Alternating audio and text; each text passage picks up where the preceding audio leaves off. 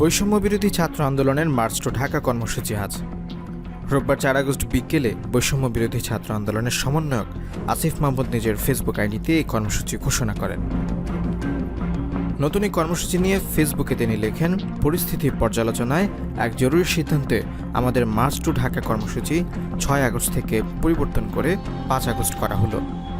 অর্থাৎ আগামীকাল সোমবার সারা দেশের ছাত্র জনতাকে ঢাকার উদ্দেশ্যে যাত্রা করার আহ্বান জানাচ্ছি। আসিফ লেখেন, আজ প্রায় অর্ধশতাধিক ছাত্র জনতাকে খুন করা হয়েছে। চূড়ান্ত জবাব দেওয়ার সময় এসে গেছে।